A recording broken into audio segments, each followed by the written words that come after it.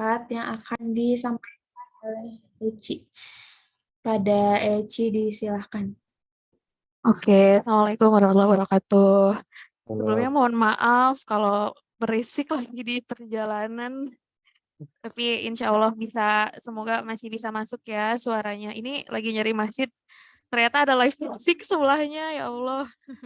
Mohon izin Ustadz, maaf, dan juga teman-teman. Saya Santai izin aja. share screen ya. Ini tapi terdengar jelas nggak suaranya? Clear kok, clear. Jelas, Eci. Jelas. Oke, siap. Jika misalkan kurang jelas, berkabar aja ya. Oke, bismillahirrahmanirrahim. Assalamualaikum warahmatullahi wabarakatuh. Selamat malam, Ustadz Kiren dan juga teman-teman. Saya izin off cam juga, takutnya kelempar ya.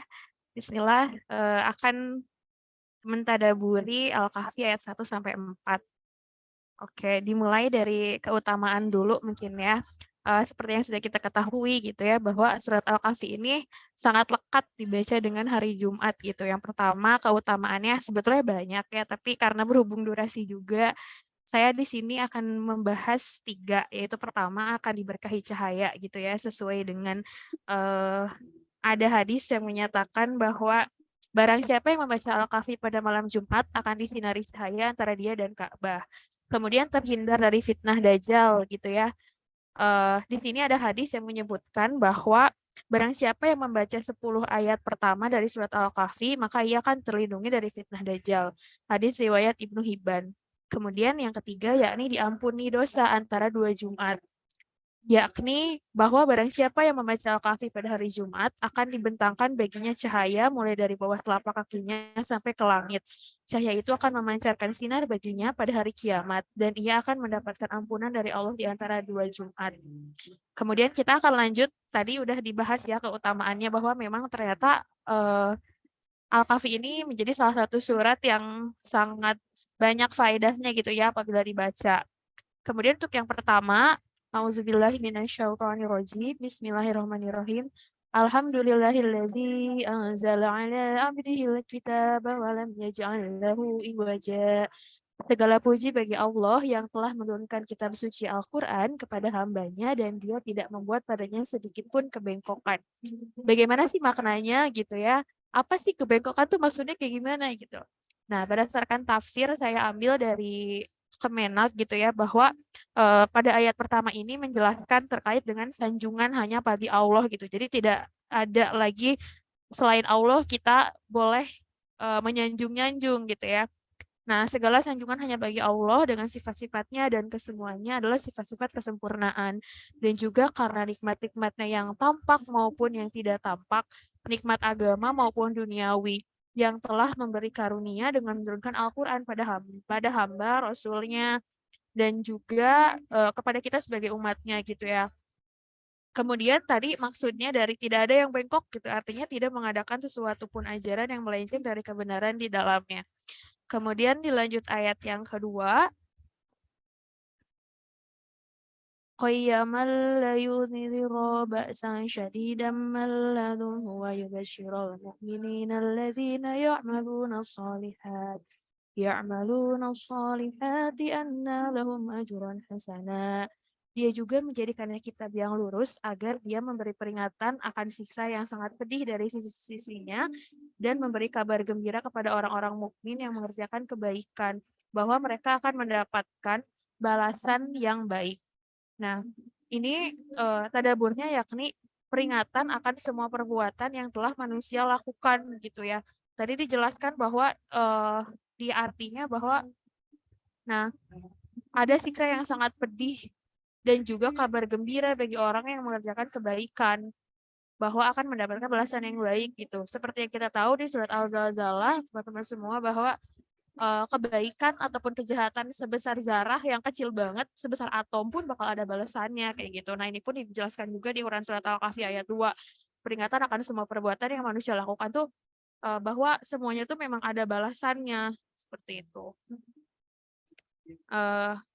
Allah menjadikan kitab yang lurus, tidak ada pertentangan juga di dalam Al-Quran itu sebagai peringatan kepada orang-orang kafir dan juga mereka ini akan diberikan suatu kegembiraan gitu ya nanti di surga untuk orang-orang yang berbuat kebaikan sekecil apapun, begitupun dengan kejahatan pasti akan dibalas, ada balasannya.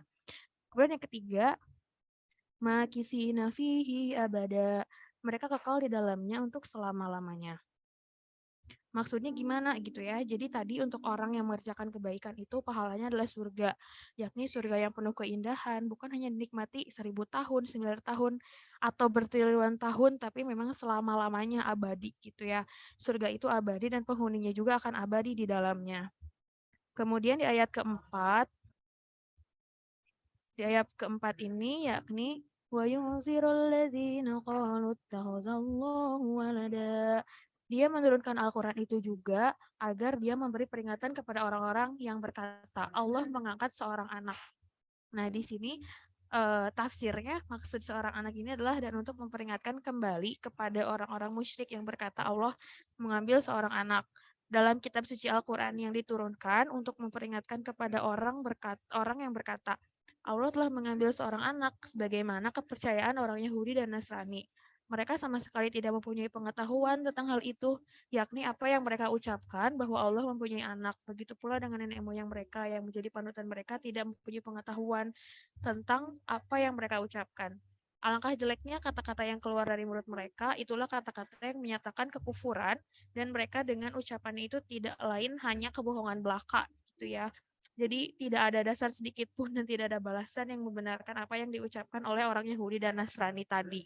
Jadi secara keseluruhan apa yang kita bisa tadaburi dari Quran surat Al-Kahfi ayat 1-4 ini, yang pertama tadi ya kita recall lagi terkait sama Al-Quran ini adalah satu-satunya kitab suci yang paling benar gitu, tidak ada lagi keraguan di dalamnya. Kemudian juga terkait tadi di ayat 2 dijelaskan bahwa setiap sesuatu tuh pasti ada balasannya gitu. Dan di ayat ketiga bahwa orang yang selalu berbuat baik, yang mendapatkan surga tuh tidak semiliar tahun, 1 tahun enggak, tapi memang selama-lamanya kekal gitu. Dan yang terakhir bahwa terkait sama bukan pendapat ya apa ya, omongan dari orang Nasrani dan juga Yahudi terkait sama kebohongan dan juga kebodohan mereka seperti itu. Mungkin terima kasih Ustadz Kiren, teman-teman semua. Mohon maaf apabila kurang jelas. Semoga bisa ada manfaatnya. Barakallah. Assalamualaikum warahmatullahi wabarakatuh. Waalaikumsalam warahmatullahi wabarakatuh. Oke. Komentar dikit ya. Sip. Boleh Ustadz, silakan. Sip.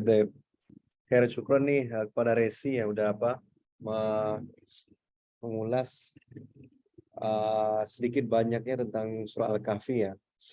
Ini kayak memang surah Al-Kahfi ini kalau kita tadaburi nggak akan berhenti nggak akan kering kita dari banyaknya hikmah, keajaiban gitu ya. Karena kalau ketemu sama Ustadz, ada aja tuh hal-hal tadabur baru yang anak baru ketahui dari orang-orang ini gitu. Dan semakin dibersihkan hati kita, maka semakin mudah kita menangkap sinyal-sinyal dari Allah gitu.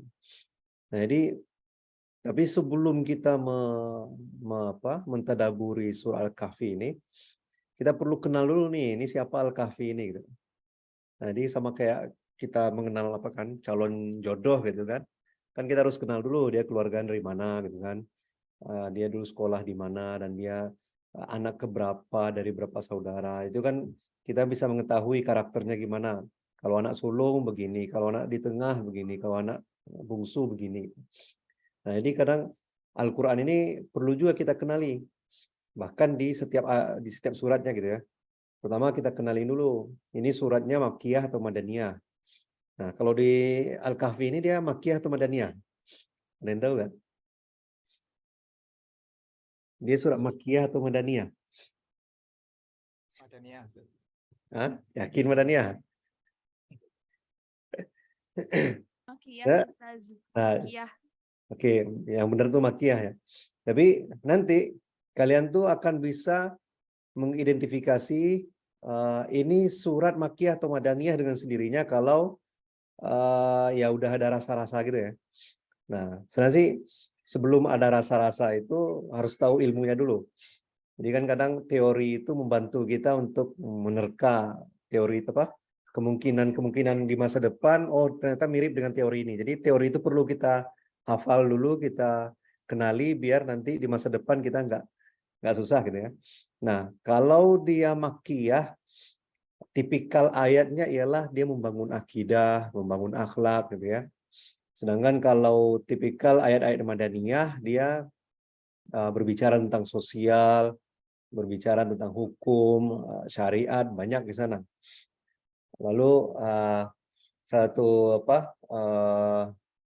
tipikalnya juga ialah ayatnya pendek-pendek, walaupun di Al-Kahfi nggak pendek-pendek ya, tapi ada ada sifatnya dari surat-surat Makkiyah ini pendek-pendek gitu.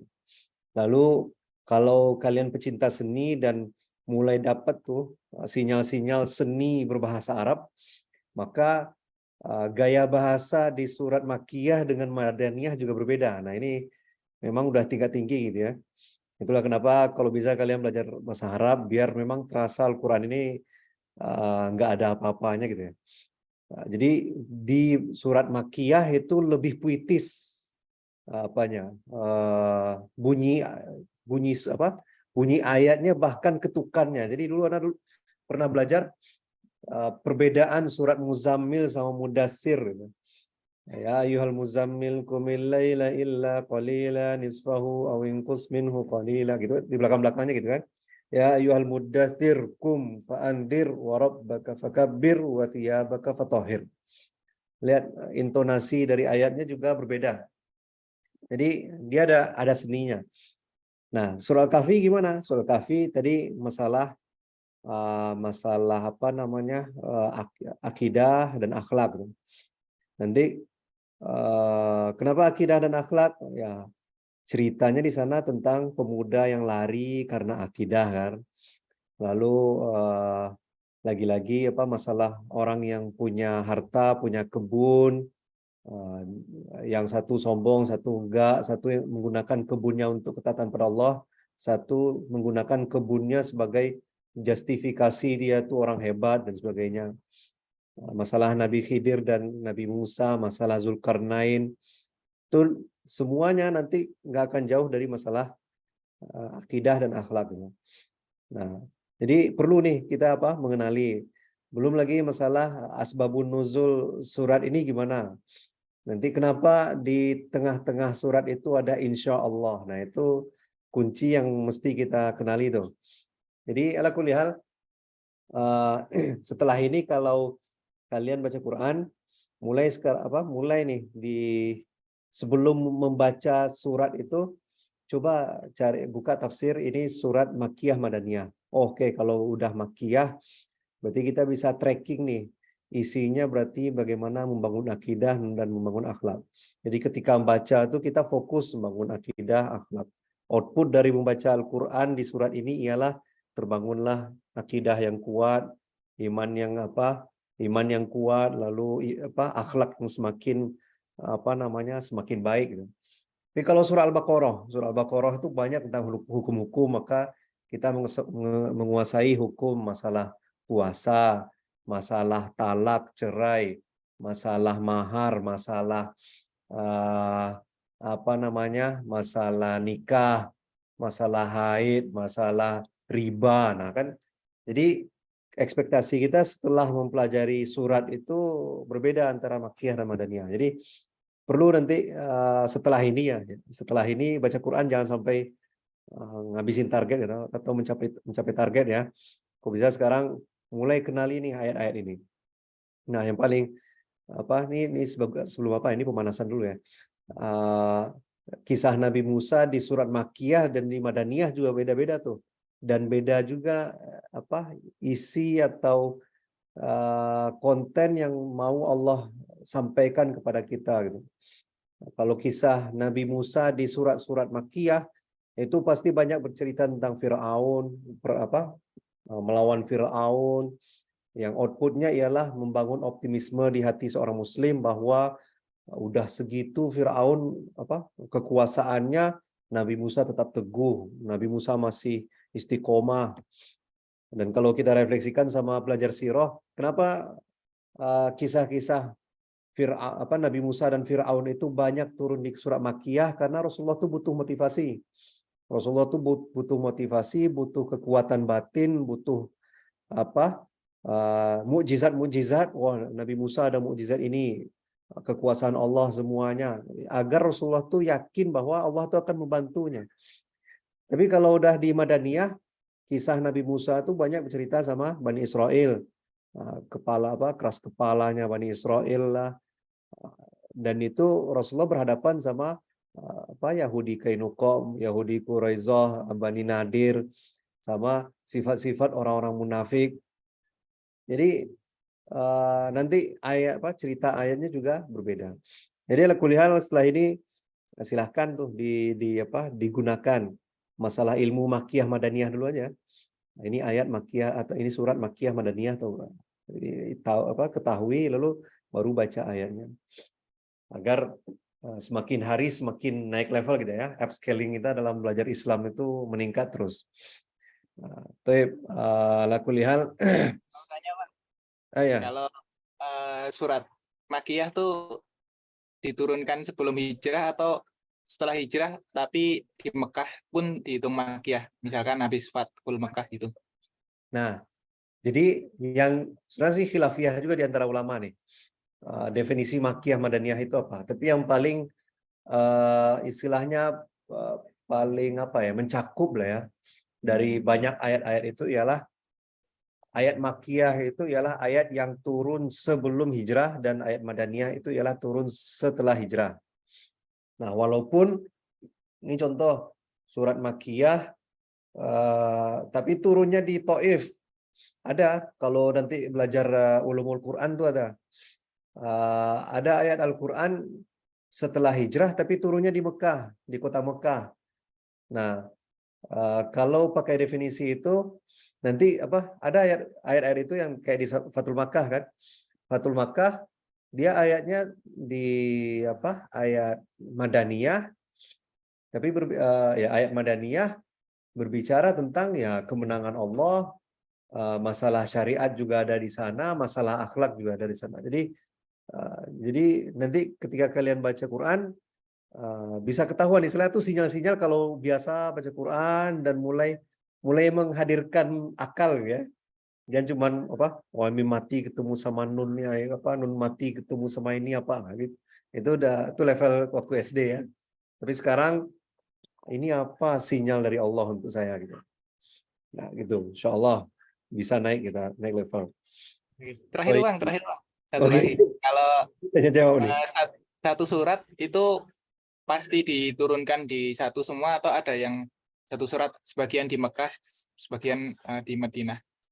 Jadi Al-Quran itu turun dia berapa namanya nih? Sedikit demi sedikit ya, bahasa yang lain itu lupa. Berangsur-angsur. Angsur-angsur. Nah, ya Allah tuh kosakata lupa. Nah, tapi ada satu surat yang turun satu sekali gitu. Nah, itu surat Al-A'raf. Kalau nggak salahnya, surat Al-A'raf atau Al-An'am. Itu satu surat turun sekaligus. Nah, tapi yang lain itu ada satu ayat saja, ada yang 10 ayat, ada yang itu tergantung peristiwanya. Jadi itu bentuk bentuk rahmat Allah kepada Nabi Muhammad karena nggak perlu ngafalin langsung satu juz enggak, tapi turunin dikit. Tapi yang sekaligus itu surah Al-A'raf ya. Bapak salahnya Al-A'raf. Itu yang sekaligus turunnya. Tapi yang lain berangsur-angsur. Gitu Ki. Oh, berarti kalau surat Makkiyah tuh maksudnya surat yang mayoritasnya diturunkan sebelum hijrah gitu ya? Iya. Belum tentu semuanya. Belum tentu semuanya, maksudnya? Belum tentu seluruh ayat di Mekah. Atau surat Madaniyah belum tentu seluruh ayatnya turun di Madinah. Atau sudah pasti? Udah pasti. Kecuali nanti ada di surat At-Taubah dia turun kan di Madinah di periode Madaniyah, tapi beberapa ayatnya ada yang turunnya di kota Mekah. Jadi itu apa sih ketelitian ini ayat ini turunnya di Mekah, sedangkan suratnya turun mayoritas di Madinah gitu, di Madaniyah. Ada nanti kondisi-kondisi surat itu Madaniyah, tapi beberapa ayatnya itu Makkiyah. Contoh di surat Al-Muzammil, surat Muzammil itu kan turun di Makkiyah, tapi di ayat terakhirnya itu ayat Madaniyah gitu. Nah gitu ya. Lihat dia panjang sendiri di surat apa Muzammil. Allah taala a'lam bissawab. Ini kita belum mulai nih. Baik. Tapi ini di pembahasan kita agak ribet nih. Karena termasuk hal yang apa? Masalah sholat khauf ini agak perlu nanti anak tampilkan video ya biar lebih paham ya. Baik, kita mulai dulu. Bismillahirrahmanirrahim. Assalamualaikum warahmatullahi wabarakatuh. Alhamdulillah wassalatu wassalamu ala Rasulillah wa ala alihi washabihi wa man wala. Oke. Aduh, ini sebentar ya, sebentar aja, sebentar.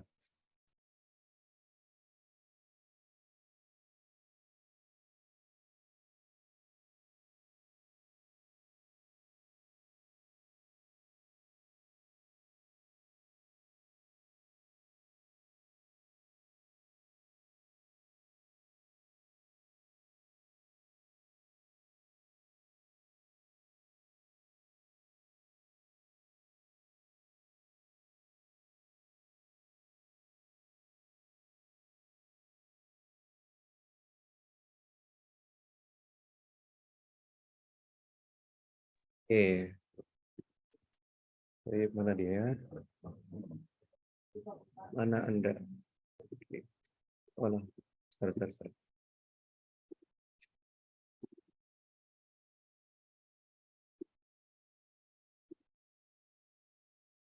Oke. Alhamdulillah. Baik. Oke, kita nih membahas hal yang semoga nggak pernah kita amalkan ya. Karena ini sholat yang khusus dilakukan di kondisi pertama rasa takut, yang kedua karena perang. Jadi dia ada dua penyebab sholat ini dilaksanakan. Pertama sholat karena rasa takut, yang kedua ialah karena masa perang. Nah, jadi bisa jadi orang sholat khauf bukan karena perang, tapi karena ya dia lagi ronda misalnya kan, atau lagi banyak kemalingan, sholat berjemaah gitu kan, dia lagi ronda gitu kan, bisa jadi karena dia ilatnya atau penyebabnya ialah karena takut dan dalam keadaan perang. Nah ini sholat ini disyariatkan Allah sampai hari kiamat akan ada. Jadi ya kita nggak selalu dalam keadaan damai kan ya. Jadi harus mempersiapkan diri, mempersiapkan ilmu kita agar syariat Allah ini bisa kita jalankan sesuai dengan tata cara yang diajarkan oleh Nabi Muhammad SAW. Nah, tapi ya kita walaupun mungkin nggak pernah merasakan ini, tapi kok bisa ilmunya kita dapatin agar nanti pada saatnya mana tahu kalian jadi tentara relawan gitu kan, ditugaskan di mana dan di Papua misalnya kan, jadi bisa kita melaksanakan syariat Allah ini. Nah, sholat khauf ini secara garis besar dia 3 cara gitu ya. Yang paling mudah dan yang paling terakhir tuh. Yang ketiga ialah ketika perang lagi berkecamuk, maka cara sholatnya ialah dengan isyarat saja. Dengan isyarat, rukuk sujudnya dengan isyarat saja. Baik dalam keadaan berjalan, lagi bawa mobil, lagi bawa pesawat, lagi bawa kapal, semuanya dilakukan hanya dengan isyarat saja. Sujudnya isyarat, rukuknya isyarat, duduk tasyahudnya isyarat. Yang nggak bisa diganti itu bacaannya ya. Bacaan rukun tuh harus kita baca Al-Fatihah, harus dibaca.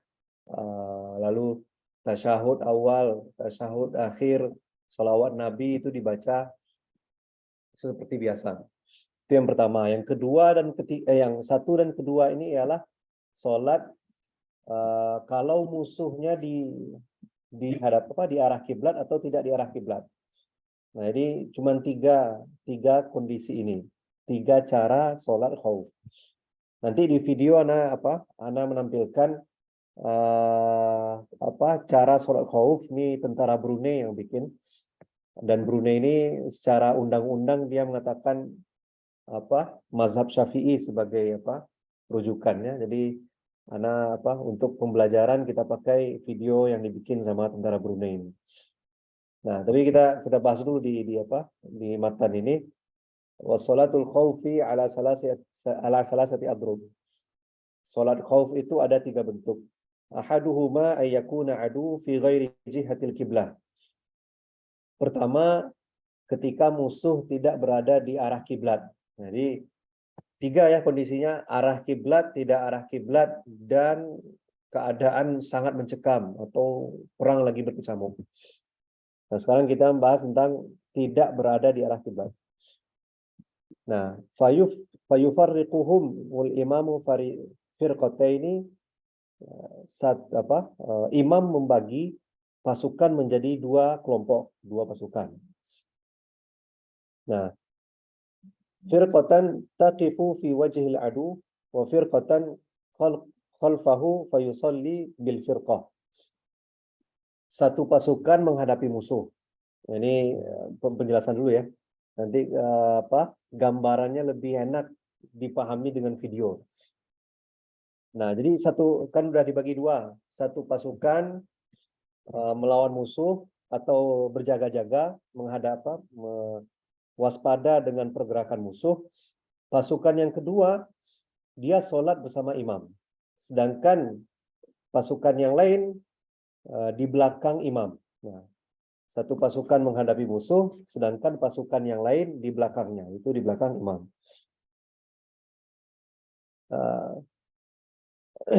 Ini imam mana nih?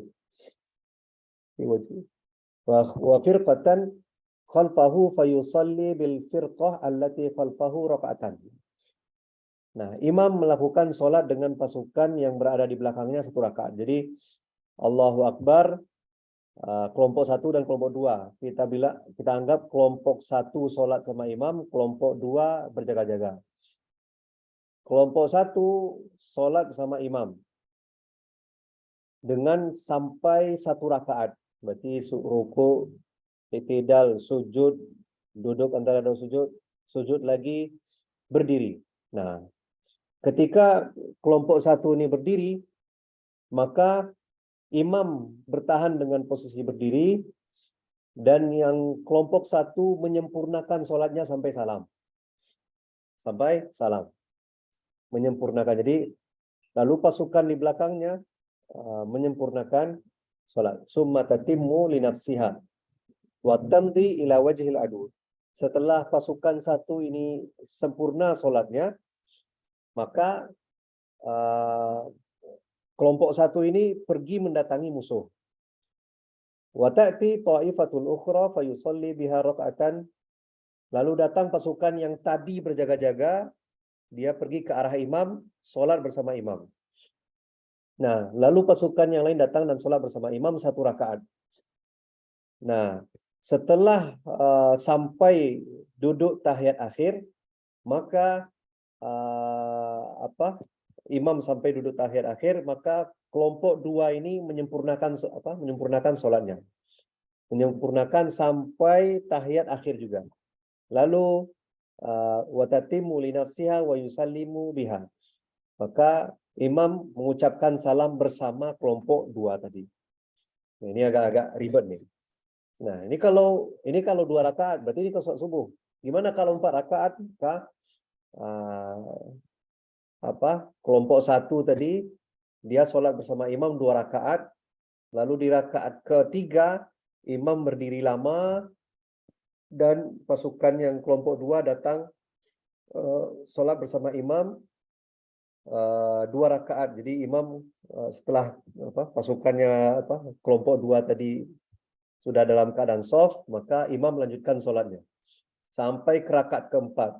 Ketika di tasyahud akhir rakaat 4 imam berhenti menahan diri, maka kelompok 2 tadi menambah 2 rakaat lagi, menambah 2 rakaat yang kurang. Setelah selesai mereka di tasyahud akhir, maka imam bersama kelompok 2 ini salam bersama-sama. Agar lebih paham nanti ada videonya. Oke, itu cara pertama. Cara pertama gimana? Kalau musuh tidak berada di arah kiblat. Nah, ini yang kedua. Yang kedua ialah musuh berada di arah kiblat. Wasani ayakuna fi jihatil qiblah. Fayasuffuhumul imamu saffaini wa yuharrimu bihim. Imam membagi 2 barisan dan bertakbiratul ihram bersama mereka. Nah, jadi dibagi 2 barisan atau 4 barisan atau 6 barisan, kelipatan 2 semuanya. Jadi 2, 4, 6, 8 dan sebagainya. Tapi walaupun 12 saf di sana, tetap menjadi 2 kelompok. Berarti kalau 12 saf berarti 6, kalau 8 saf berarti 4. Ya. Kelompok 1 4 saf, kelompok 2 4 saf di belakang, atau begitu ya, dibagi 2. Nah, jadi faiza sajada ma'ahu ahadul saffaini. Ketika imam mau sujud, maka salah satu barisan ikut bersujud bersama imam. Ini kita baca teksnya dulu ya, biar wa yaqifu as-safful akhir wa yaqifu as-safful akhir yahrusuhum fa idza rafa'u sajadu walaqihuhu. Kalau tadi dia lagi sujud kan, maka dia sujud bersamanya, sedangkan barisan lain berdiri menjaga mereka. Ketika imam telah bangkit, berarti sudah selesai sujud yang kedua, masuk ke rakaat kedua, maka mereka semua sujud menyusul. Jadi kelompok yang kedua atau shaf yang kedua itu sujud dan mengejar imam yang sudah ke rakaat kedua. Begitu selanjutnya. Jadi ketika ruku berhenti satu grup, grup 1 ikuti imam sampai berdiri lagi, grup kedua baru bisa sujud setelah grup pertama selesai sujud gitu ya. Nah, nantilah bingung kalian dengarkan. Wasalis ini ayakuna fi syiddatil khauf. Ketiga ialah ketika kondisi sangat mencekam dan perang sedang berkecamuk. Fi syiddatil khaufi wa tihamul harbi. Fayusalli kaifa amkanahu rajilan aw raqiban mustaqbilal qiblah wa ghair mustaqbilin laha. Maka dia sholat sesuai kemampuan dia, baik berjalan kaki atau menaiki kendaraan atau menghadap kiblat ataupun tidak menghadapi kiblat. Tapi nanti sebenarnya kalau di kitab-kitab yang lebih detail ya, memang untuk takbiratul ihram kalau bisa diusahakan menghadap kiblat seperti biasa, takbiratul ihram menghadap kiblat, baru setelah itu berperang seperti berperang menghadapi musuh. Nah, ini 3 cara sholat khauf. Nah, ini biar dilihatin dulu videonya ya. Sebentar. Oke, tapi biar tergambar dikit. Mana dia?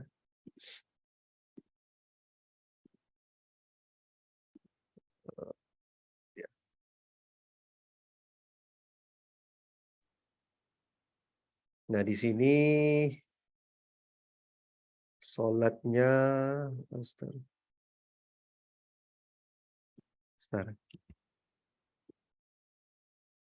Ini kedengaran nggak sih? Kedengaran nggak suaranya? Nggak ada suaranya. Hah? Nggak ada? Nggak ada. Belum Bang, belum masuk. Oke, sebentar ya. Nah, ini bahasanya bahasa Melayu, jadi agak biar Anda jelasin nanti ya. Select a speaker.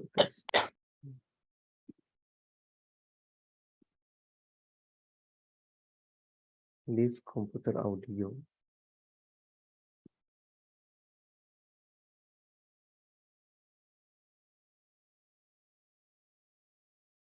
Yes. Oke. Bentar ya. Biasanya gimana? Oke, belum. Pertama, nah di sini di video ini ini udah share kan ya? Oh, iya. Oke, di video ini ada 4 jenis model perang sholat khauf ya. Dan di sini dia ngambil dari setiap peperangan Nabi yang ada sholat khaufnya. Dan ada riwayat hadis yang menjelaskan gimana cara sholat khauf.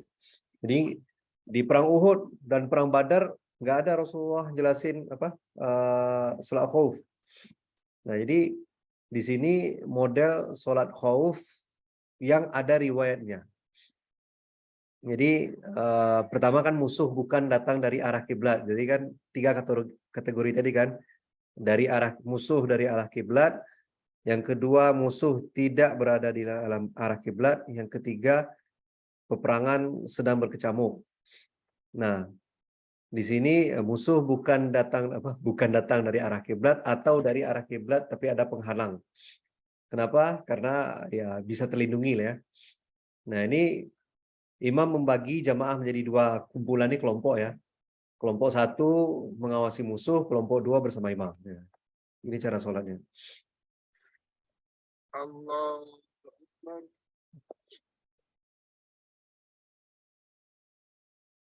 Nah, jadi ini di sholat Ghatafan ini imam sholat fardu, imam berniat sholat fardu. Sedangkan ya kelompok 2 berjemaah seperti dengan imam ya. Oke. Kelompok 1 mengawasi.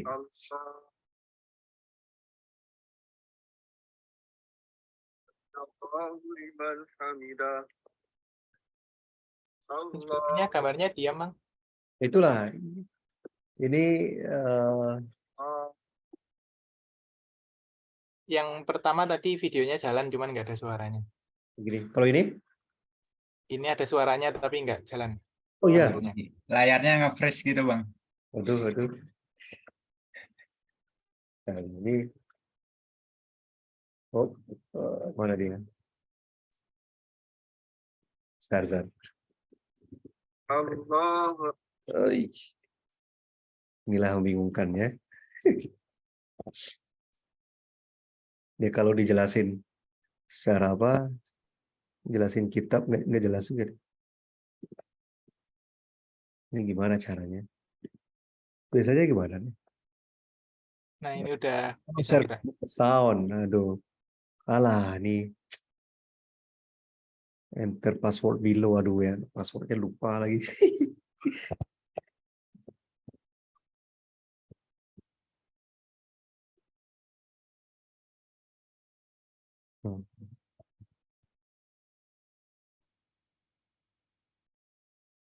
Baik.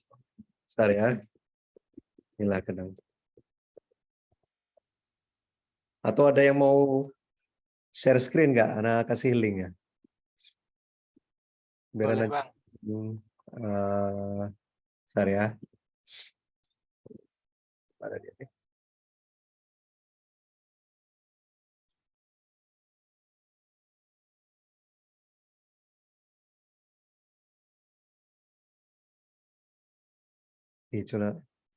Coba tolong share Uki atau Arkan. Oke, bentar, Bang.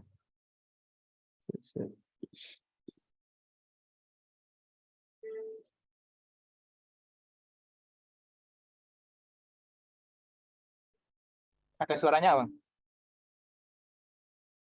Nggak ada, Ki. Oke, bentar.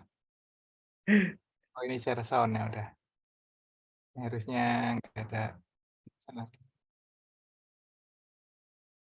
Jadi ya. Oke, habis itu.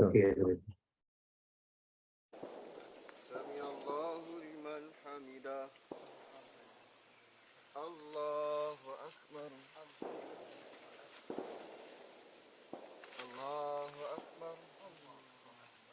Ini kelompok satu ya. Kelompok satu sholat seperti biasa sampai nanti ke rakaat sampai ke rakaat kedua.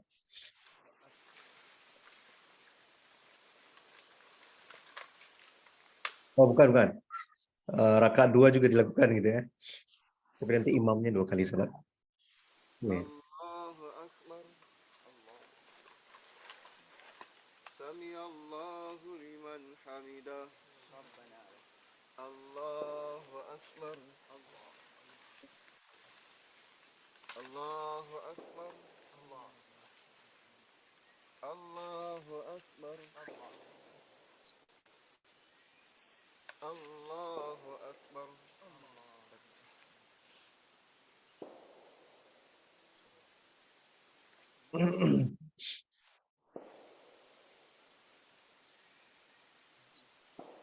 Assalamualaikum warahmatullah.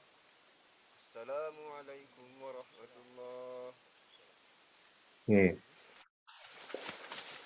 Yang di Wotofan ini imam sholatnya 2 kali. Tuh, ya.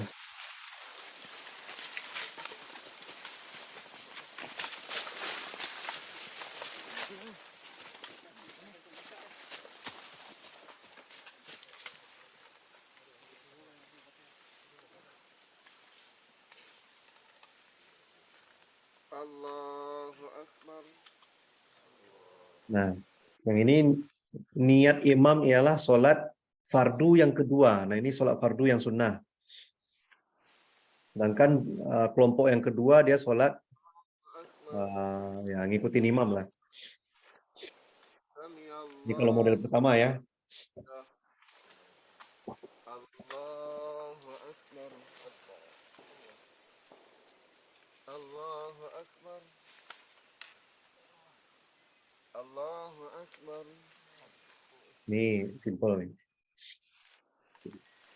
Allahu Akbar.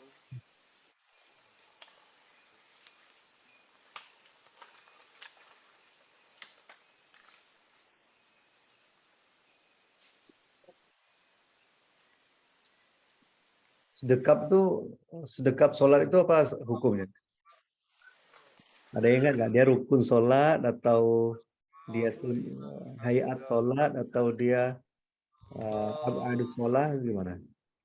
Yang jelas bukan rukun, Bang. Soalnya ada yang nggak sedekap juga kan. Tapi jangan sampai ini sebagai standar, Bill. Iya, Bang. Iya. Jadi Apalagi untuk fikih ininya, Bang. Fikih berjamaahnya kan ntar dikira aliran sesat. nah, jadi kalau oke, jawaban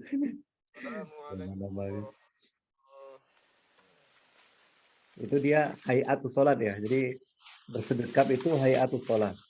Kalau dia nggak bersedekap maka dia nggak sujud sahwi kan. Oke, ini model pertama. Model yang kedua nih ya, ketika Rasulullah perang di Usfan, nah ini arah kiblat dan di sana tidak ada sebarang nih penghalang. Jadi nggak ada penghalang ya antara musuh dan kaum muslimin. Jadi dia dari arah kiblat. Allahu Akbar. Ini jadi satu jamaah. Nanti perbedaannya ialah ketika ruku ya. Nanti lihat.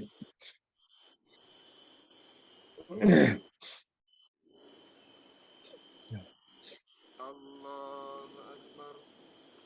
Nah, yang ini cuman satu kelompok yang ruku. Allahu liman hamidah. Jadi Allahu satu soft atau 2 soft tergantung berapa jumlah soft bagi 2 gitu ya. Sedangkan kalau yang kelompok 2 celingak-celinguk lihat ke sana kemari boleh, nggak batal sholatnya, karena dia harus waspada kan. Allahu Akbar. Nah, setelah sempurna rakaat pertama yang imam dan kelompok 1, nah kelompok 2 sempurnakan ngejar tuh sampai berdiri lagi. Nah, siapa yang jadi imam di grup kedua ini? Yang jadi imam ialah orang yang sebaris di belakang imam. Jadi kalau siapa yang di tengah-tengah soft, nah dia yang menjadi muazzinnya atau yang jadi mubaligh. Nah, sekarang coba stop Ki. Stop. Nah, untuk rakaat kedua, nah ini pembedanya. Untuk rakaat kedua, yang ruku pertama kali ialah kelompok kedua, bukan kelompok pertama tadi. Di rakaat pertama yang ruku bersama imam ialah kelompok pertama. Ruku, sujud, ruku, i'tidal, sujud, duduk antara dua sujud, sujud lagi. Nah, sampai dia sempurna satu rakaat. Sedangkan saf yang kedua itu mengejar gerakan imam. Untuk rakaat kedua, yang ngikutin gerakan imam ialah kelompok kedua. Nah ini. Nah, kenapa kelompok kedua bukan kelompok pertama? Nah, gitu juga yang diajarin Rasulullah. Gitu ya. Oke, lanjut. Oke. Nah.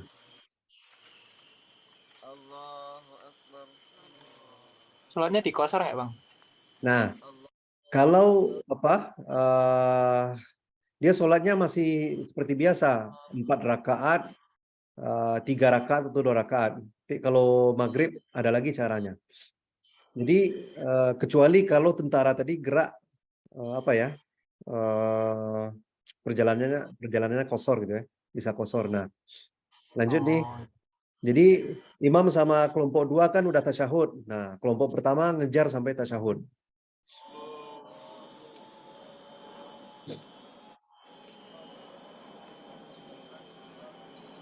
Nah, salamnya barengan.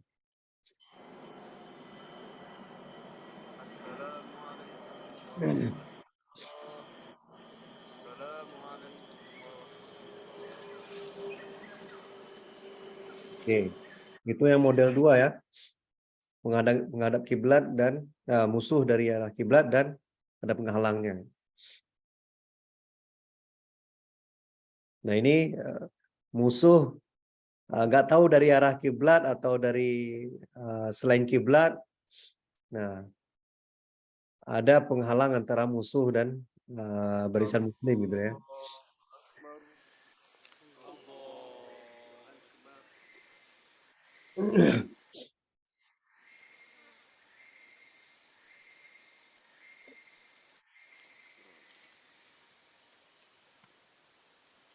Ngizatul Riqa itu salah satu perang Rasulullah ya. Model. Jadi ini. Sami Allahu liman hamidah. Allahu Akbar. Allahu Akbar. Allahu Akbar.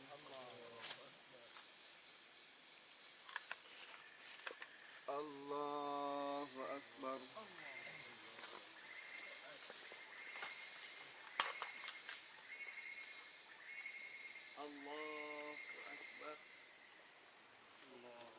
Nah, ini imam berdiri lama di rakaat kedua, sedangkan jamaah itu menyelesaikan sholatnya dengan niat mufaroqah. Ini istilahnya meninggalkan imam gitu ya.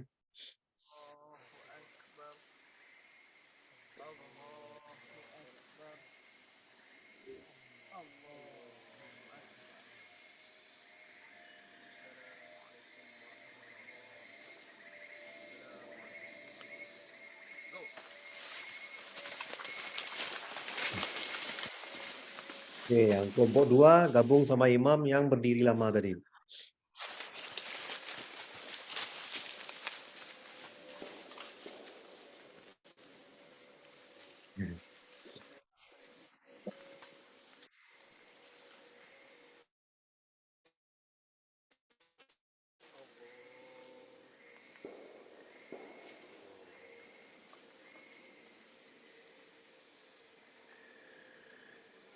Allahu Akbar.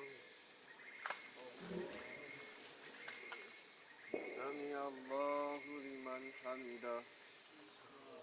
Allahu Akbar. Ini biasa ngikutin imam. Allahu Ya, Akbar. gambarnya pelan nih, dari suaranya. Allahu Akbar. Sampai tasyahud. Tasyahud, karena makmum tadi kan kurang rakaatnya, mereka berdiri sempurnakan sholat sampai tasyahud lagi. Tasyahud bareng imam. Kalau mereka salam duluan maka batal sholatnya. Gitu ya. Batal sholatnya ialah ya nggak sah sholatnya tadi. Ini case-nya 2 rakaat ya, Bang? Ya, 2 rakaat dulu. Karena nanti Oh, kalau dia 2 rakaat, sholat 4 rakaat tuh ngikutin 2 rakaat. Jadi 2 rakaat tadi gerakannya. oke.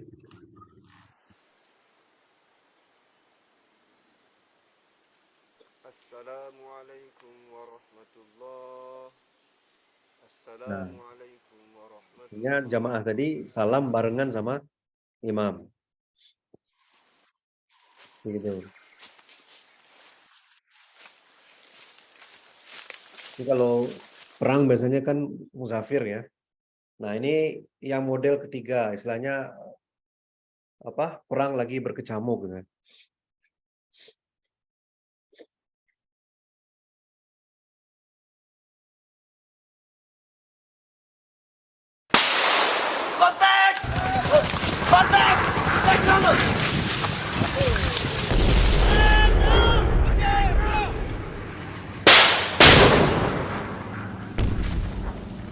Bentar, belum bisa nanti dia sujud rukunya pakai isyarat kepala saja. Tapi ingat bacaan masih jalan ya, istilahnya subhanallah rabbiyal a'la, subhanallah rabbil azim, itu dibaca ketika perang sesuai dengan gerakan sholatnya. Ini nanti apa? Masih ini udah bisa di-pause sih, karena dia sholat sambil nembak-nembak gitulah. Nah, ini yang terakhir itu ialah sholat model ketiga. Oke, bisa di apa? Nah, itu sholat model ketiga. Nah, tapi ala kulihal biar apa? Lebih enaknya, lebih mudahnya dihafal 3 cara ini dulu deh. Pertama, tidak arah kiblat, yang kedua musuh berada di arah kiblat, dan yang ketiga ialah lagi berkecamuk. Oke, tadi udah dijelaskan ya, kalau tidak arah kiblat, satu pasukan menghadapi musuh, satu pasukan sholat bersama imam. Imam sholat sampai 1 rakaat, lalu pasukan yang sholat sama imam tadi sempurnakan sholat sampai selesai. Berarti kalau dia 4 rakaat, maka 2 rakaat dilakukan bersama imam. Imam berdiri ke rakaat ketiga, kelompok pertama sempurnakan sholat 4 rakaat. Salam, maka dia pergi bubar hadapin musuh. Kelompok yang tadi menghadapin musuh gabung sama imam. Sholat imam sholat 2 rakaat lagi, kelompok kedua 2 rakaat, dan imam nanti tasyahud berhenti. Nah, mereka sempurnakan sholat 2 rakaat. Setelah itu mereka ketemu di tasyahud dan salam bareng-bareng gitu ya. Nah, kalau sholat maghrib gimana? Sholat maghrib caranya ialah 2 rakaat sama 1. Jadi imam sholat sama kelompok 1 2 rakaat. Ketika berdiri di rakaat ketiga, kelompok 1 sempurnakan sholat sampai salam, bubar, lalu kelompok 2 yang lagi jaga-jaga gabung sama imam. Sholat dia 1 rakaat, imam salam, imam tasyahud, kelompok 2 tadi, kelompok yang terakhir itu sempurnakan sholat rakaat kedua, tasyahud awal, lalu rakaat ketiga, tasyahud akhir, salam barengan sama imam. Itu cara yang pertama yang tidak dari arah kiblat. Kalau dari arah kiblat, imam bagi dua barisan dan tasyahud bareng-bareng gitu ya. Lalu ketika ruku, kelompok satu ruku sujud sampai seperti biasa ya sama imam sampai rakaat kedua, baru setelah itu grup kedua yang dia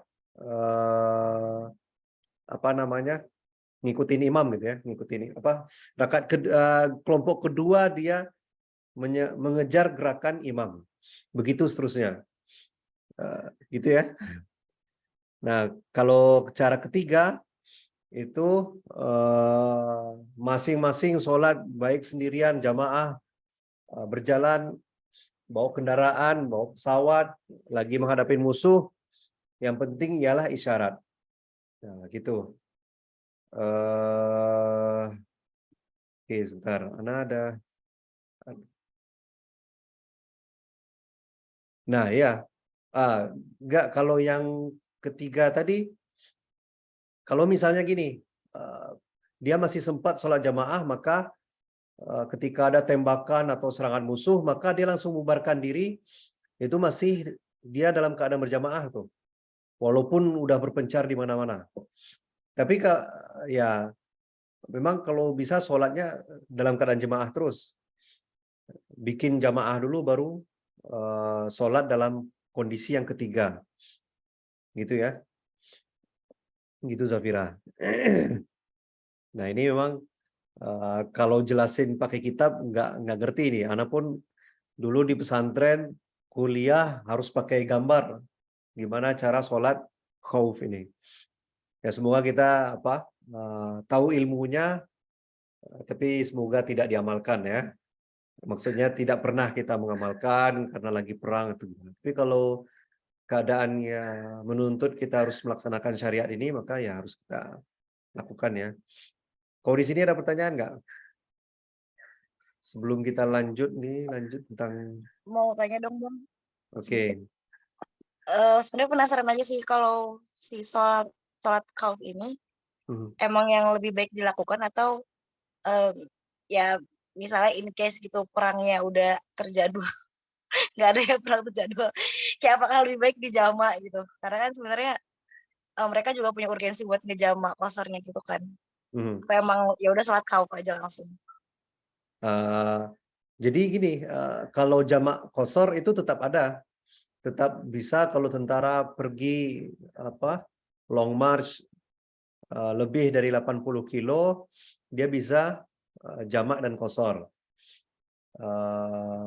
Nah, untuk gerakan sholatnya ya ini coba kalau misalnya ini coba ya, kalau sholat seperti biasa, maka ya nggak ada yang nggak ada kelompok yang berjaga-jaga, jadi semuanya mati semua tuh, mati semua. Jadi dibikin gerakan sholat ini agar ada satu kelompok yang berjaga-jaga, ada satu kelompok yang bisa sholat. Tapi ya ini kalau kita lakukan nih ribet nih, koordinasinya harus jelas karena semuanya harus paham cara sholat kan, karena nggak bisa satu grup ini saya grup yang mana nih, saya ruku dulu atau sujud dulu nih, kan bingung. Maka tentara pun harus paham fikih nih, bahkan fikih sholat khauf ini dia harus tahu agar dia bisa mengamalkan sholat ini. Nah gitu ya. Tapi yang mudahnya yang mudahnya sholat versi musuh di hadapan kiblat, musuh tidak di arah kiblat, dan perang berkecamuk. Nah di sini ya FYI juga ya, mata kita nggak ke arah sujud ya, nggak arah ke tanah, tapi menghadap ke arah mana ya, ke arah waspada gitu ya. Jadi di sini nggak ada sunnah melihat tempat sujud.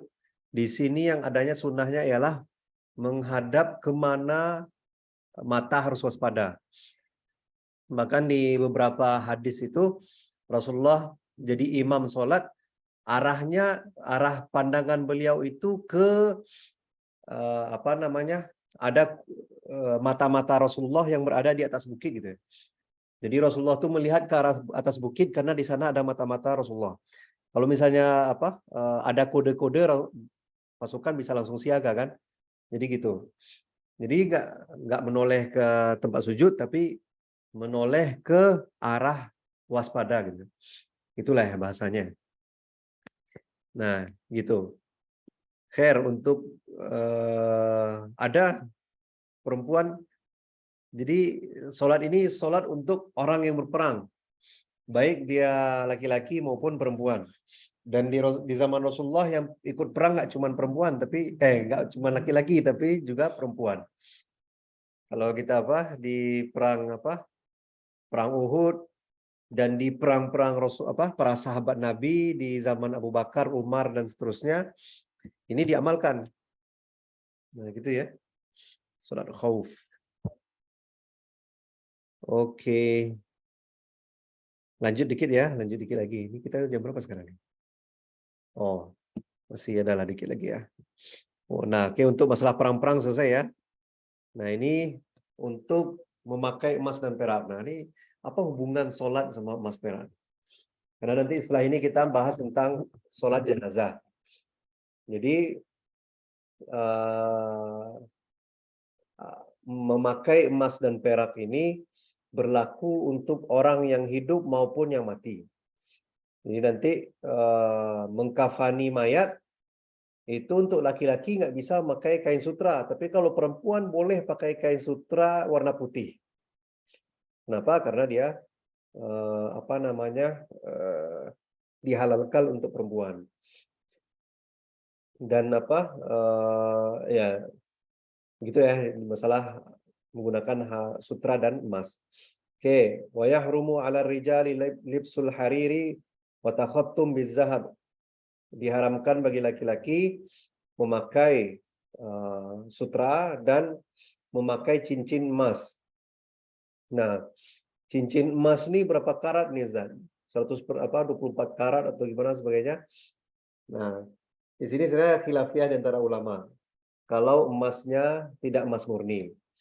Tapi yang jadi patokan ialah kalau budaya setempat mengatakan itu ialah emas, maka hukumnya masih hukum emas. Walaupun warnanya warna putih, warna pink, warna warna apa lagi. Pokoknya digantilah warnanya. Jadi emas putih, emas kuning, emas warna pink nanti dibikin ada teknologi mungkin yang terbaru gitu kan, terbuat dari emas, maka semuanya menjadi haram bagi laki-laki. Tapi beda sama perempuan. Perempuan dihalalkan untuk menggunakan emas. Sedikit maupun banyak emas itu haram bagi laki-laki. Nah, wa yahillu linisa wa qalilu zahabi wa kathiruhu fi tahrimi sawaun. Nah, ini sedikit atau banyak emas itu haram bagi laki-laki. Wa idza kana ba'du sawbi ibrisman wa ba'duhu qutnan aw qattanan jaza lubsuhu ma lam yakun ibrisu ghaliban. Nah, ini untuk masalah sutra nih. Jadi kalau di sebuah pakaian itu terbuat dari sutra, tapi sebagian yang lain ada dari kapas, ada dari katun, lalu campur ada sutranya. Maka yang nggak boleh itu ialah kalau unsur sutranya lebih mayoritas. Jadi kalau pakaian itu mayoritas sutra, nggak boleh bagi laki-laki. Walaupun nanti di pergelangannya nih ada katun atau bahannya kapas dan sebagainya ya. Tapi ada juga yang menjadi tolak ukur itu ialah kalau masyarakat bilang ini baju sutra, walaupun di sana ada katun, walaupun komponennya lebih banyak katun daripada sutranya, tapi masyarakat ini nganggap ini baju sutra, maka tetap nggak boleh bagi laki-laki. Nah gitu ya. Jadi kalau perempuan nggak perlu nih diketahui karena Bagi perempuan emas, perak, sama sutra tuh halal. Sedangkan bagi laki-laki harus tahu nih, untuk masalah emas nggak boleh sama sekali. Baik yang banyak, baik yang sedikit, baik emas putih, emas jingga, emas apa itu nggak boleh. Sedikit atau banyak emas campuran tetap nggak boleh. Tapi kalau pakaian sutra dilihat dulu apakah sutranya dominan atau enggak. Nah, gitu ya. Oke, baru kita ini berapa menit lagi? Dikit lagi ya. Oke. Kita sentuhlah dikit masalah mayat ini. Faslun wa yulzamu fi maitati arba'ati asya. Ada 4 perkara yang harus dilakukan terhadap mayit. Ini umum ya. Ghusluhu wa takfinuhu wa salatu alaihi wa dafnuhu. Memandikan, mengkafani, menyolatkan dan menguburkan. Ini nggak boleh terbalik-balik. Mandikan dulu, kafani, solatkan dan kuburkan. Wa isnani la yusalani wa la yusalla alaihima. 2 orang yang tidak wajib dimandikan dan tidak wajib disolatkan. Pertama, asyahidu fi ma'rakatil musyrikin. Syahid, orang yang mati syahid yang berperang melawan orang musyrik. Nah, dari sini bisa kita ambil kesimpulan orang yang meninggal karena tenggelam secara hukum dia syahid. Orang yang meninggal karena gempa bumi secara hukum dia syahid. Orang yang ibu-ibu yang meninggal karena melahirkan secara hukum dia syahid. Tapi golongan-golongan ini yang tenggelam, yang tercekik, yang meninggal karena kelaparan, yang tertimpa reruntuhan, yang meninggal karena gempa, yang meninggal karena kecelakaan, yang meninggal di penjara, yang meninggal karena mengatakan kebenaran, itu semuanya secara hukum dia syahid. Tapi dalam penyelenggaraannya dia seperti orang biasa. Kenapa? Karena syahid yang tidak disolatkan dan tidak dimandikan itu ialah syahid yang berperang melawan orang musyrik. Hukum yang kedua ialah berarti kalau orang Islam berperang dengan orang Islam, maka dia tetap dimandikan dan tetap disolatkan. Kenapa? Karena dia meninggal bukan karena melawan orang kafir atau orang musyrik, tapi melawan saudara sendiri. Nah, gitu ya. Dia mungkin syahid karena kan orang mati karena membela atau mempertahankan hartanya, atau seorang ayah meninggal karena membela anaknya, seorang suami meninggal karena membela kehormatan istrinya. Maka ini kan dia mati syahid secara hukum, tapi dalam penyelenggaraan dia seperti biasa.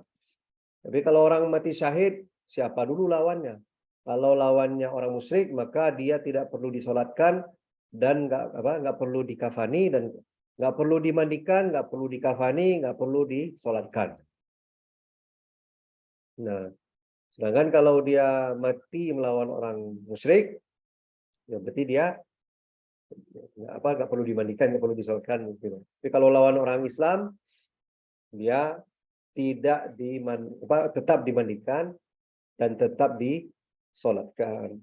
Wasabtu allazi lam yatasahal sarihan. Siapa yang kedua? Anak yang keguguran, tidak menjerit ketika lahir. Nah, ini kondisi yang kedua. Ini ialah anak bayi yang lahir dari pas melahirkan, dia nggak ada teriak, nggak ada menangis, nggak ada teriak, nggak ada cegukan, nggak ada batuk, nggak ada tanda-tanda dia hidup. Maka ini otomatis bayinya langsung dikuburkan. Tapi kalau bayi tersebut masih sempat nangis dan setelah itu dia meninggal, maka dia seperti orang dewasa, harus dimandikan, harus dikafani, harus disolatkan dan dikuburkan. Nah, gitu ya. Lanjut, wa yughassilu al-maitu witron wa yakunu fi awwalihi ghuslihi sidrun. Mayit dimandikan dalam jumlah ganjil. Nah, ini apa ya? Mungkin minggu depan lah kita bahas. Tapi logikanya antum solatkan mayat itu seperti mandi wajib. Pertama wudukkan dia, bukan wudukkan dulu. Pertama keluarkan semua najis-najisnya. Karena kalau kita mau wuduk kan buang dulu BAB, BAK, dan sebagainya. Jadi bersihkan dulu kotoran-kotoran yang mungkin ada di badan mayit, sama tekan perutnya agar kotoran-kotoran yang masih feses yang masih ada di apa namanya nih di usus itu keluar, lalu cebokin mayat, baru setelah itu wudukkan dan mandikan dia seperti mandi wajib. Itu logikanya dulu ya. Nah, tapi kalau detailnya insya Allah akan kita bahas di minggu depan. Wallahu ta'ala a'lam bis-shawab.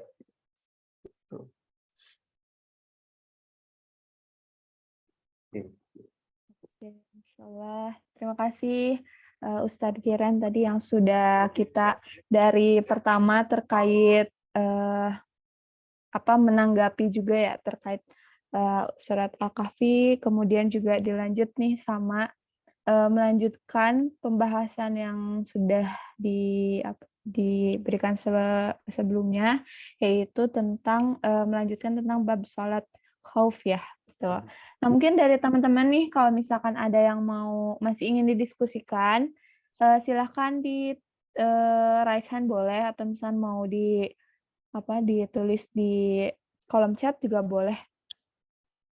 Tadi ini yang Muhammad Rizky udah belum ya? Oh, belum banyak. Ada pertanyaan, ya. Oke, jadi Bang mau mastiin.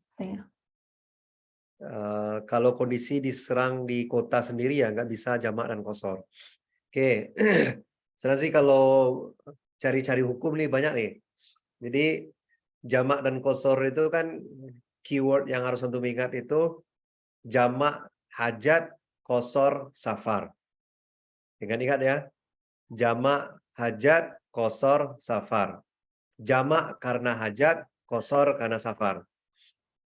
Jadi qashar tidak mungkin dilakukan selain karena safar. Nggak boleh orang lagi rapat sholatnya dua-dua, nah itu nggak boleh. Jadi qashar itu hanya karena safar. Sedangkan jamak itu karena hajat. Apa penyebab jamak? Kalau kita buka-buka lagi catatan, karena safar, karena sakit, karena apa lagi? Karena hujan ya kan? Atau dokter yang lagi operasi, apalagi bisa antum naik gunung, tadi kan contoh-contoh yang anak kasih, naik gunung sedangkan sumber air jauh, hajat. Banyaklah perjalanan mungkin nggak sampai jarak qashar, tapi kita perlu cepat atau perlu pokoknya hajat lah, karena ada keperluan maka boleh dijamak. Kalau dijamak berarti sholatnya 4-4 ya, 4-4. Oke, sekarang masalahnya perang di kota sendiri nih. Jadi kalau masih Syafi'i juga tuh, maka kalau ada hajat untuk menjamak sholat maka jamak sholat. Dan jamak sholat berarti apa? 4-4, nggak bisa di-qashar tuh sholatnya. Karena qashar hanya karena safar, bukan karena yang lain. Jadi sholatnya masih 4 rakaat. Jadi gimana? Sholat khauf dijamak tapi tetap 4-4. Cara sholatnya bagaimana? Cara sholat khauf. Tergantung musuh dari datang dari mana gitu. Gitu. Jadi yang membedakan cara sholat ialah musuh datang dari mana. Itu. Begitulah caranya, Rizky.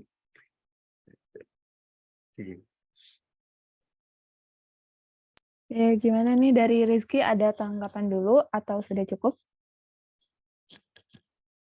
Aman. Oke, siap. Silakan tadi Uki mau nanya. Oh iya Bang, tadi terkait jamak dan qasar itu kalau misalkan ada hajat atau naik gunung gitu, tapi belum masuk 80 km, itu kan belum bisa qasar, tapi udah bisa jamak berarti ya Bang ya? Jamak bisa, kalau memang hajat ya, karena keperluan. Oh, kalau sholat Jumat masih wajib nggak Bang? Sholat Jumat, ini Jumat itu syaratnya kan kita mustautin, harus bertempat di daerah tersebut kan. Tapi kalau kita berkunjung ke Rinjani itu kita bukan penduduk setempat kan, maka nggak wajib sholat Jumat, tapi tetap wajib sholat zuhur. Kalau gunungnya 70 kilo syaratnya Bang? Nah itu ialah antum salah waktu naik gunung. Siap Bang. Nah gini, sholat Jumat itu sebenarnya banyak sunnah-sunnah yang membuat orang itu harus memprioritaskan sholat Jumat.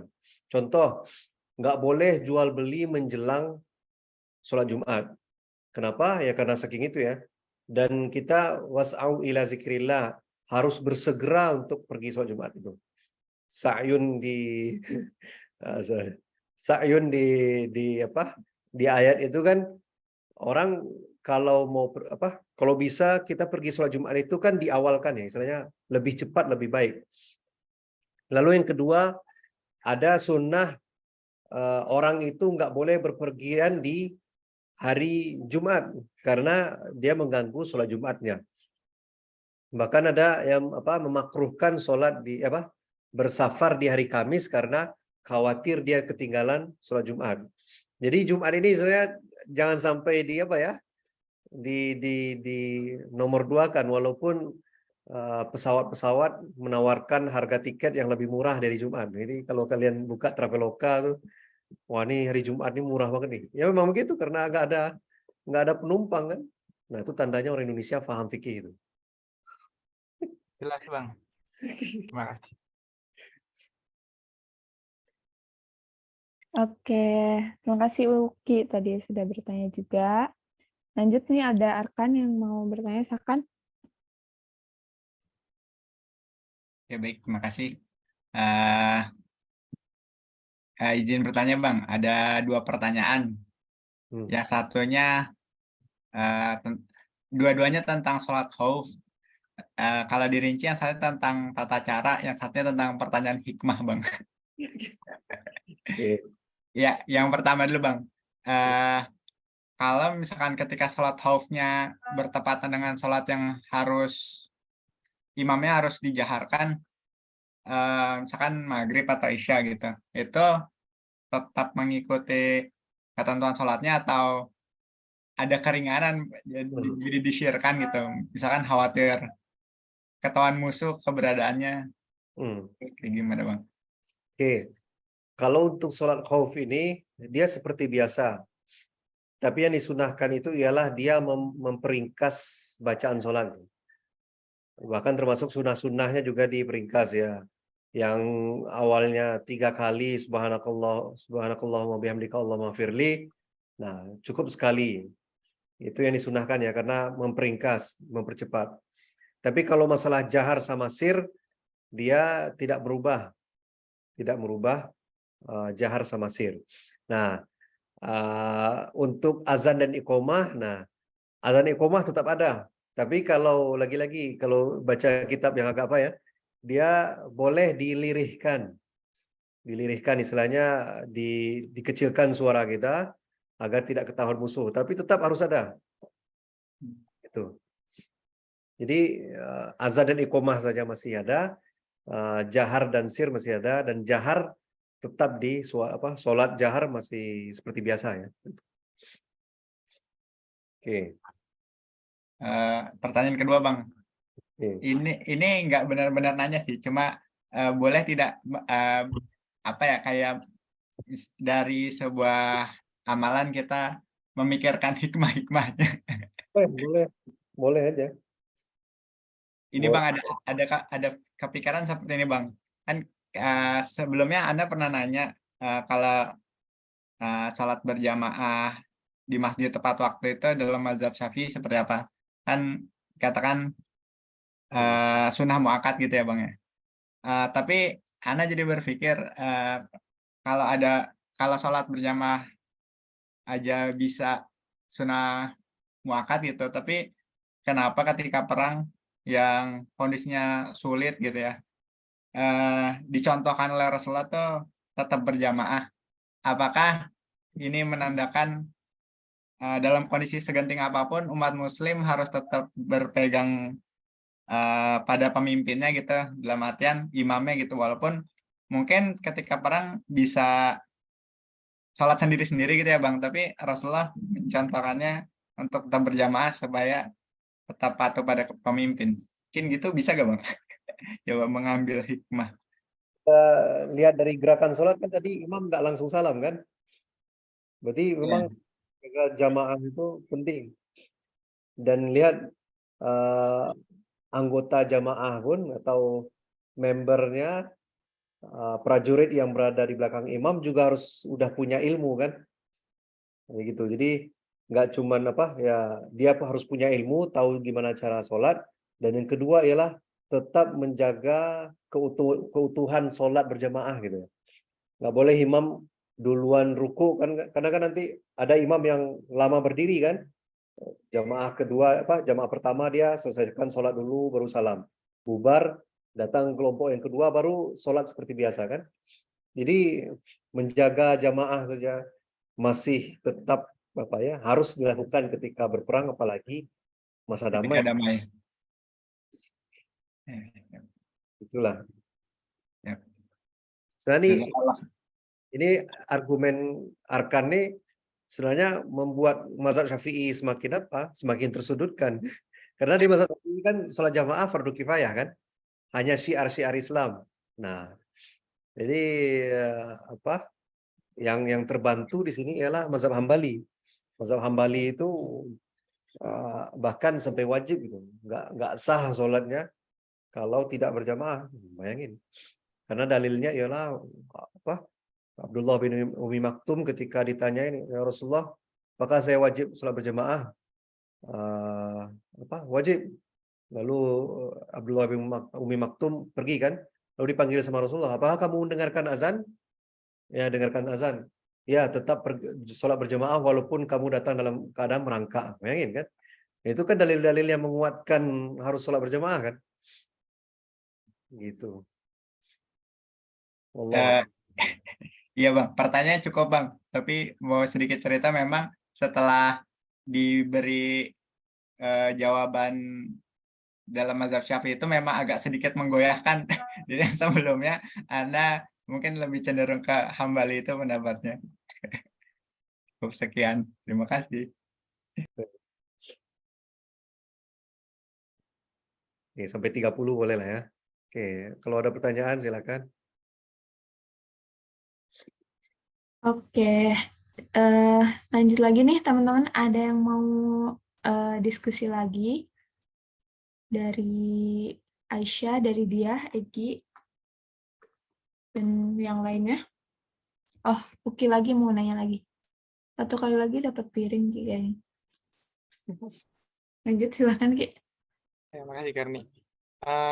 Oh ya Bang, berarti yang membedakan sholat khauf ini itu secara syariatnya tuh kalau misalkan baik cara pertama, cara kedua, cara ketiga itu misalkan tiba-tiba ada musuh, itu semua boleh, barisan boleh membubarkan diri gitu ya Bang. Tapi niatnya masih sholat, bukan niat membatalkan. Karena kalau udah niat batal itu nggak sah gitu ya Bang.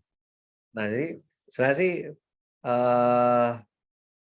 pertanyaannya yang diganti. Jadi bukan membatalkan tapi niatnya mufarokoh. Nah, ini istilah fikih nih. Jadi istilah fikih mufarokoh itu ialah kita membubarkan diri dari imam. Sholat tetap sah. Sholat tetap sah. Nah, contoh boleh mufarokoh itu ialah kalau kita dengar bacaan imam belepotan nggak jelas ya. imam bacaan Al-Fatihah, tapi kalau bacaan ayat-ayat dia agak masih salah, masih bisa dimaklumi. Tapi kalau Al-Fatihah kita boleh mufarokoh. Nah, cuman karena masalah Al-Fatihah ya, jangan sampai karena dia nggak baca kunut, nah itu mufarokoh tuh nggak valid kalau dalam mazhab Syafi'i. Nah, balik lagi ke masalah perang tadi, pertanyaan apa Uki yang paling tepat itu ialah apakah jamaah boleh mufarokoh atau enggak? Gitu. Jadi kalau sholat khauf seperti apa nih? Cara satu atau cara dua? Tiba-tiba musuh datang dari udara, dari mana? Maka semua orang mufarokoh dari jamaah. Maka dia harus menghadapi musuh sesuai dengan posnya masing-masing. Dan dia sholat dalam keadaan dia apakah menghadapi musuh dengan isyarat ya. Nanti di video itu terakhir dia salam tetap seperti biasa. Salam seperti biasa, menoleh kanan kiri, bacaan doa seperti biasa gitu. Bacaan doa isyarat seperti biasa ya, gitu. Gitu. Oh, kalau gempa bumi boleh mufarokoh, Bang? Gempa bumi. Gempa bumi di pertanyaan mantap sekali nih. Kalau itu ini jawabannya bukan dari masalah fikih, tapi dari masalah makosid ya. Makosid itu ini dirapikan dulu nih. Kan makosid itu paling tinggi levelnya ialah doruriyat, yang kedua hajiat, kedua tahsiniyat. Doruriyat itu ialah definisinya kalau tidak dilakukan hancur kehidupan kita. Dan itu ada 5. Agama, nyawa, akal, harta, dan keturunan. Nah, ini 5 ini. Setelah itu hajiat. Hajiat itu ialah kalau kita tidak lakukan susah kehidupan kita. Nah, itu level 1 kan darurat, yang kedua hajiat, yang ketiga itu hanya sunnah-sunnah saja. Sunnah-sunnah, tahsiniyat ini sunnah-sunnah. Nah, sekarang ini kita ini sebenarnya sih harus pakai tabel. Anda liatin, mungkin ada tabelnya sini. Sebentar ya, Anda cari dulu tugas kuliah nih. Tapi mana dia? Sebentar. Makosid syariah. Sebentar. Tugas.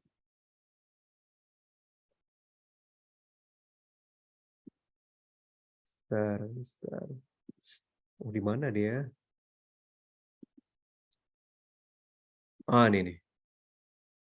Nah, ya Allah, tapi ini bahasa Arab semuanya. Ini tugas kuliah dulu nih. Oke. Nah, ini darurat. Darurat ini paling tinggi ya. Darurat yang di bawahnya ialah hajiat, yang ketiga ialah tahsiniyat. Oke. Darurat itu ada menjaga agama, menjaga nyawa, menjaga akal, menjaga keturunan, dan menjaga harta. Oke. Ini apa nih? Oke. Nah, itu darurat ya. Menjaga agama itu penting.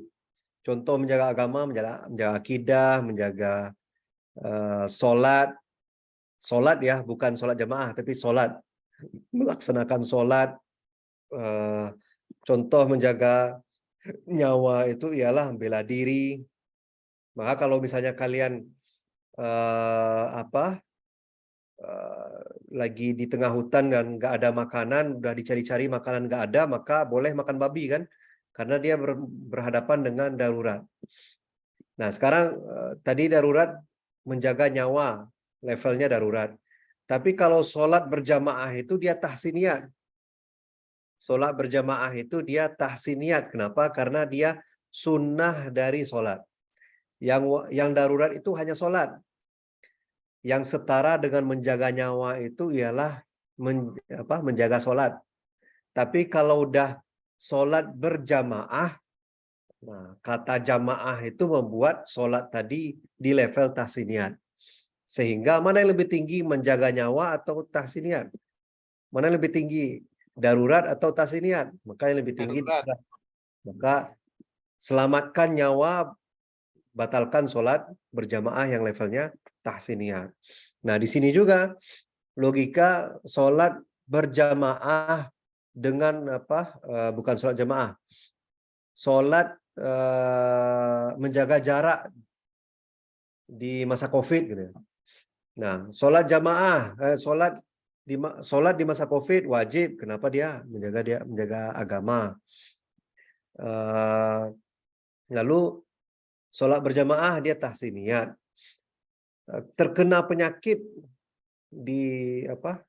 menghindari diri dari penyakit itu apa hukumnya? Dia nggak sampai darurat, tapi dia penyempurna dari darurat. Ini logika ya, misalnya ilmu maqasid syariah ini yang dipakai sama MUI untuk membolehkan orang sholat berjarak ketika berjamaah.